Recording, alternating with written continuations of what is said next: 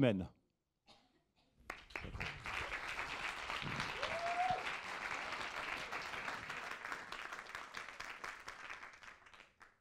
Test du micro, parfait. J'ai une bonne et une mauvaise nouvelle. La mauvaise nouvelle, ce que je vais vous dire, va soulever plus de questions que n'apportera de réponses. La bonne nouvelle pour vous, on ne me laisse que 3 minutes. Je suis Justin Larouze et je fais de la magie et de la psychologie. Et c'est formidable parce que la magie utilise les mécanismes de notre cerveau et la psychologie les étudie. Et je vais vous montrer. Avec ma bague. Tout le monde voit la bague. Regardez bien, voilà comment ça marche. Ah, ne riez pas. Vous voyez, je ne vous ai pas trompé. Votre cerveau l'a fait pour moi. J'ai simplement laissé la bague sur mon doigt. Pourtant, certains d'entre vous l'auront imaginé passer de ma main à mon poing. C'est parce que votre cerveau lisse les informations en provenance de son environnement de manière cohérente. Au final, nous ne voyons et ne percevons que ce que nous nous attendons à voir et à percevoir. Et c'est nécessaire puisque notre attention est limitée. Notre attention, cette capacité que nous avons à sélectionner et maintenir dans la conscience un événement ou une pensée. Elle est limitée au point qu'elle ne peut pas suivre à la fois ma main droite, ma main gauche et ma bague. Et pourtant, nous pouvons, humains, conduire des voitures, piloter des avions, gérer des centrales nucléaires. Comment est-ce possible? Pas de panique. Notre cerveau fonctionne excessivement bien de manière automatique. Et si vous arrivez à conduire une voiture en discutant avec votre passager, c'est grâce à votre expérience de la conduite qui vous permet de réaliser des actions complexes, comme passer des vitesses ou maintenir votre allure, sans même en avoir conscience. Vous pouvez utiliser votre attention pour la conversation. Imaginez maintenant que vous rouliez sur une plaque de verglas et dérapiez. La situation n'est alors plus tout à fait familière et il est malheureusement possible que votre réaction à ce moment précis ne soit pas la plus appropriée. Alors, nous touchons du doigt l'essentiel. C'est le paradoxe de la présence d'êtres humains dans les systèmes industriels complexes.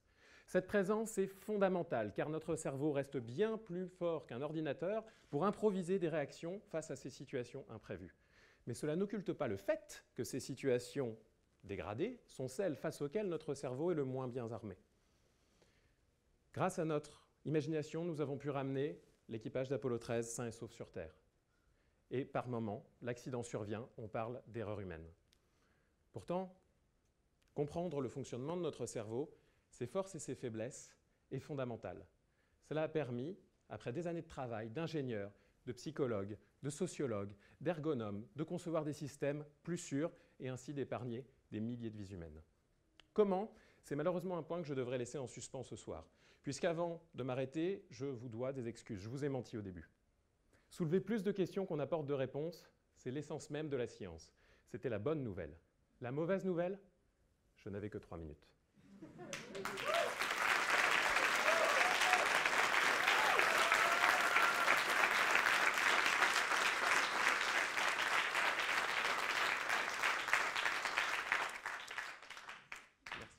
Très bonne chute, on aurait aimé que ça continue, hein, en effet, parce que ça a soulevé. Mais si on prend une caméra et qu'ensuite on repasse le film au ralenti avec différentes vitesses, est-ce qu'à un moment donné, même un être humain se serait rendu compte que votre bague est restée sur votre doigt? Bien sûr, et c'est le processus d'apprentissage qui fait que la surprise, le cerveau va très rapidement en faire finalement un phénomène connu, puisque vous allez regarder, puis regarder, puis regarder, et vous allez finir par apprendre. Et quand on apprend à conduire une voiture, c'est très dur. Et après quelques années, quelques milliers de kilomètres, on peut discuter en conduisant. Donc bien sûr, notre cerveau apprend, et c'est comme ça qu'on gère des centrales nucléaires ou qu'on fait voler des fusées. Oui, alors effectivement, moi je ne voudrais pas être trop polar, mais enfin ça fait vraiment penser à l'homme dans l'espace. Alors, homme ou robot pour aller explorer, d'après vous, d'explorer des nouvelles planètes? Moi, je parie sur l'homme. Mais comme je l'ai dit, la présence des humains dans les systèmes est indispensable, puisqu'en mode dégradé, le cerveau humain va pouvoir actionner ses automatismes, ses règles mentales et ses connaissances générales pour inventer des nouvelles solutions. Et on est aujourd'hui capable de faire décoller un avion, de le faire voler et de le faire poser, tout ça avec un simulateur de vol, mais je ne vous l'apprends pas. Pourquoi garde-t-on des pilotes? Parce que quand la situation sort du domaine de programmation de l'ordinateur, et rappelons-nous que l'avion aura été construit et l'ordinateur de bord programmé par un humain, il faudra ce cerveau humain pour inventer une solution. Et par exemple, poser un avion de l'American Airlines sur l'Hudson River. Ce qu'un ordinateur n'aurait peut-être pas su faire. Bon, bah, si vous gagnez, Claudie vous remettra le prix, alors, parce que sinon... J'aimerais prolonger la question précédente.